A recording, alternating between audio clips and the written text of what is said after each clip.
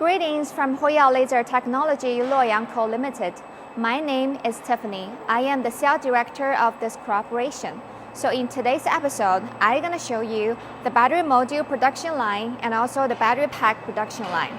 So this whole production line, the efficiency can reach like 12 ppm. Efficiency is like pretty high. So if you're actually looking for high efficiency and high automation, just stick around, okay? So let's jump into the first workstation over here. This is called the Cell QR code scanning workstation. Oh, and also from this area, this is the area you need to hold for your battery cell. So you have to remember that the floor have to be strong enough to hold all the battery, okay? So this is the first workstation. It's called Cell QR code scanner.